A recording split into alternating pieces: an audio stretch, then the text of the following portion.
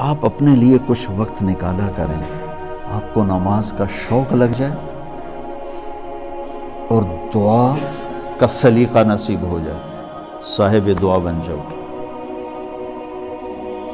یہ ایک ایسا سرمایہ جو کوئی بھی لے سکتا۔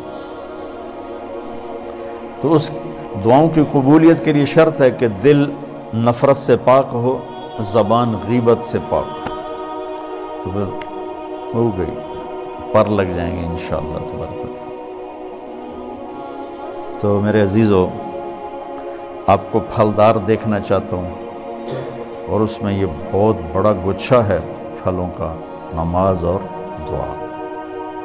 جیسے آپ اسباب کا اہتمام کرتے ہیں، باقی چیزوں نماز کا اہتمام کرتے ہیں، جو آپ کو تبلیغ میں نکالنے کی، بھیجنے کی جو تمنا رہتی، وہ اس لیے کہ اب تزکیے کی، تبلیغ کے سوا اور کوئی طاقتور شکل کوئی نہیں ہے۔ اس لیے اللہ کے واسطے اس میں کوتاہی نہ کرو، اس میں جان نہ چراؤ، اس میں بھاگنے کے راستے نہ اختیار کرو۔ اپنا نقصان ہے، تمہارا اپنا نقصان۔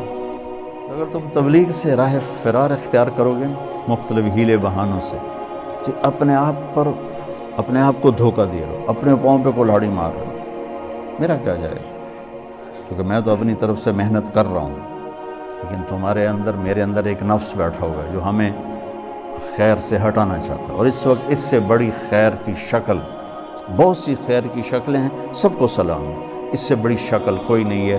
دنیا پھرنے کے بعد آپ کو گواہی دے رہا ہوں، اور اللہ کے واسطے اس میں کوئی ہیلے بہانے نہ کرو۔ چھٹیاں قریب آ رہی ہیں، اپنے چلے کی ابھی سے تیاری کرو، اپنے عذر ابھی سے توڑنے کی کوشش کرو۔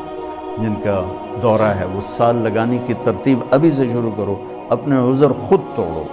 جو اس کے عذر بہانے آپ دیکھتے ہو، ان کا علاج خود کرو، تاکہ آپ عافیت کے ساتھ آپ کا وقت لگے، اور ان صفات میں آپ آگے بڑھو، تو آپ کا بھی نفع اور تمہاری تو فعل، ہماری قبر بھی روشن ہو جائے گی، آخرت بن جائے گی۔